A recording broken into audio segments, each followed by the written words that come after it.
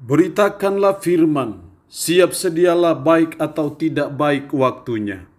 Shalom, puji Tuhan, oleh kemurahan Tuhan saja kita bisa berjumpa lagi dalam renungan harian di hari ini. Kita percaya bahwa manusia hidup bukan dari roti saja, tapi dari setiap firman yang keluar dari mulut Allah. Karena itu mendengarkan firman itu sesuatu yang sangat penting sebagai makanan rohani bagi rohani kita. Mari kita berdoa. Kami bersyukur dan memuji nama-Mu ya Allah, karena Engkau berikan kami waktu dan kesempatan kembali untuk mendengarkan firman-Mu. Roh-Mu yang kudus, tolonglah kami, urapilah dan berkatilah kami dengan firman-Mu di hari ini. Dalam nama Tuhan kami Yesus Kristus kami berdoa. Amin. Nats firman Allah yang menjadi perenungan kita bersama di hari ini saya ambil dari Mazmur 32 ayat 1 sampai dengan ayatnya yang ke-11. Secara khusus saya akan baca ayatnya yang ke-11. Firman Allah berkata demikian. Bersukacitalah dalam Tuhan dan bersorak-soraklah hai orang-orang benar. Bersorak-sorailah hai orang-orang jujur. Demikian firman Allah di hari ini yang mengajar kita, menasihati kita, bersukacitalah dalam Tuhan. Itu berarti bahwa sebagai umat, sebagai orang percaya, kita hanya bisa bersukacita yang sesungguhnya, yang sebenarnya hanya dalam Tuhan saja. Di luar Tuhan, kita tidak akan pernah bersukacita yang sebenarnya dan sesungguhnya. Karena itu kebenaran firman Allah hari ini mengajar kita, mengajak dan menasihati kita, bersukacitalah dalam Tuhan. Ini yang Tuhan mau dalam hidup kita sebagai umat, sebagai orang percaya.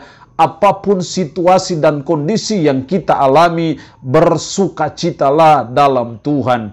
Apapun problematika hidup yang saudara dan saya sedang hadapi, apapun beban berat yang sedang menindih hidup kita, apapun krisis multidimensi yang mungkin terjadi dalam hidup kita, nasihat firman Allah hari ini adalah bersukacitalah dalam Tuhan.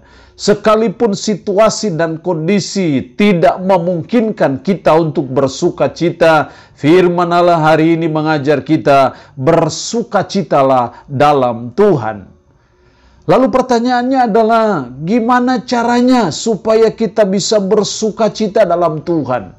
Apakah yang harus dibuat, dilakukan supaya kita bisa bersukacita dalam Tuhan? Setidaknya ada 3 hal yang dituntut dari kita supaya kita bisa bersukacita dalam Tuhan. Yang pertama dalam ayat pertama sampai dengan ayatnya yang kelima dari Daud, nyanyian pengajaran. Berbahagialah orang yang diampuni pelanggarannya, yang dosanya ditutupi. Berbahagialah manusia yang kesalahannya tidak diperhitungkan Tuhan dan yang tidak berjiwa penipu. Dan dalam ayat 5, dosaku ku beritahukan kepadamu dan kesalahanku tidaklah ku sembunyikan. Dan aku berkata, aku akan mengaku kepada Tuhan pelanggaran-pelanggaranku dan engkau mengampuni kesalahan karena dosaku.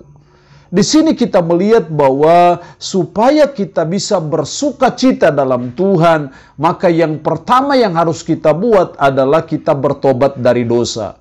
Bertobat dari dosa itu artinya bahwa kita mengaku segala dosa kita di hadapan Tuhan dan kita minta ampun atas segala dosa kita. Ketika dosa kita tidak diakui di hadapan Tuhan, maka pemazmur berkata, selama aku berdiam diri, tulang-tulangku menjadi lesu karena aku mengeluh sepanjang hari. Sebab siang malam tanganmu menekan aku dengan berat, sumsumku menjadi kering seperti oleh teriknya musim panas. Itu situasi kondisi pemazmur ketika dia tidak mengaku dosanya di hadapan Tuhan. Tapi ketika dia mengaku dosanya di hadapan Tuhan, maka firman Allah berkata, berbahagialah orang yang diampuni pelanggarannya. Kita diampuni pelanggarannya karena kita mengaku dosa kita, kita minta ampun atas dosa kita bertobat dari dosa kita. Disitulah kita akan berbahagia. Atau dengan kata lain kita akan mengalami sukacita dalam Tuhan. Jadi mari kita belajar untuk kita selalu bertobat dari dosa. Kita selalu mengaku dosa. Jangan dosa dibiarkan, jangan dosa ditutupi. Tapi sebaliknya kita belajar mengakuinya secara jujur. Karena ketika kita mengakuinya secara jujur, Tuhan mengampuni kita. Dan firman Allah berkata, berbahagia orang yang diampuni pelanggarannya. Dan ketika pelanggaran kita diampuni, kita tidak hanya berbahagia di hadapan Tuhan, tapi itu yang membuat kita bisa bersukacita dalam Tuhan. Dosa seringkali merampas sukacita kita. Dosa seringkali membuat kita tidak bisa bersukacita. Tapi ketika kita membereskan dosa, mengakuinya, minta ampun, bertobat dari dosa, disitulah kita berbahagia dan disitulah kita mengalami apa yang namanya sukacita dalam Tuhan. Yang kedua, supaya kita bisa bersukacita dalam Tuhan, ayat 6, sebab itu hendaklah setiap orang saleh berdoa kepadamu, sebab engkau dapat ditemui. Sesungguhnya pada waktu banjir besar terjadi, itu tidak melandanya. Kenapa tidak melandanya? Karena dia orang saleh. Hal yang kedua yang dituntut dari kita supaya kita bersukacita dalam Tuhan adalah kita harus hidup saleh di hadapan Tuhan. Kalau kita hidup saleh di hadapan Tuhan, firman-Nya berkata sesungguhnya pada waktu banjir besar terjadi, itu tidak melandanya. Pada waktu ada bencana itu tidak melandanya. Karena apa? Kita ada dalam pertolongan dan perlindungan Tuhan sebagai akibat karena kita hidup saleh di mata Tuhan. Jadi di sini kita melihat hal yang kedua supaya kita bersukacita dalam Tuhan. Kita belajar untuk hidup saleh, hidup benar di mata Tuhan. Karena ketidakbenaran itu merampas sukacita kita dalam menjalani hidup yang membuat kita tidak bisa bersukacita dalam Tuhan. Tapi ketika kita selalu belajar menjalani hidup yang saleh, hidup yang benar di mata Tuhan, maka saya percaya disitulah akan ada sukacita dalam hidup kita. Makanya ayat 7, engkaulah persembunyian bagiku, terhadap kesesakan engkau menjaga aku, engkau mengelilingi aku sehingga aku luput dan bersorak. Karena apa? Karena kita hidup saleh di mata Tuhan. Itu pentingnya. Kita terus belajar, menjalani hidup, berproses untuk kita menjadi orang yang saleh di mata Tuhan. Itu penting dalam hidup kita supaya kita bisa bersukacita dalam Tuhan. Yang ketiga, dalam ayatnya yang ke-10. Banyak kesakitan diderita orang fasik, tetapi orang percaya kepada Tuhan dikelilinginya dengan kasih setia.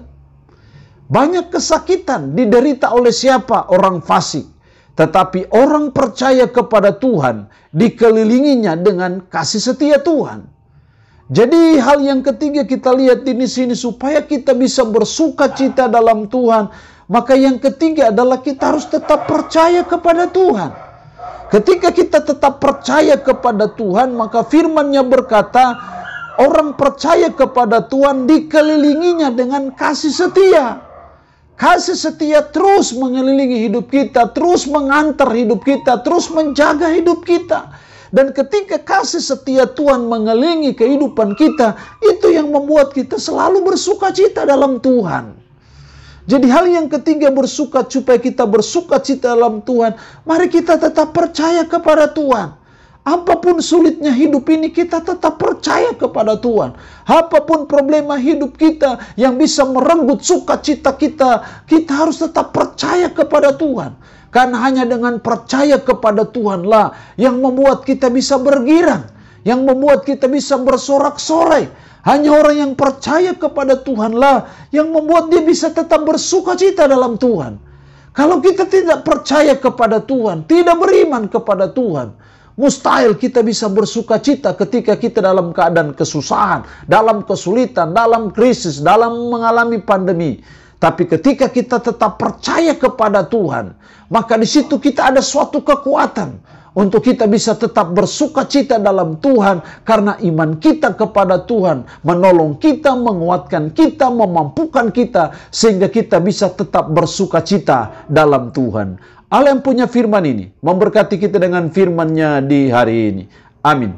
Mari kita berdoa. Puji syukur untuk firman-Mu hari ini yang boleh mengajar kami bersukacitalah dalam Tuhan. Ya Tuhan, tolong kami supaya kami senantiasa bersukacita dalam Tuhan. Supaya kami bisa tetap bersukacita dalam Tuhan. Ajar kami supaya kami mau bertobat dari dosa kami. Ajar kami supaya kami hidup saleh di hadapan Tuhan. Dan ajar kami supaya kami tetap percaya kepada Tuhan.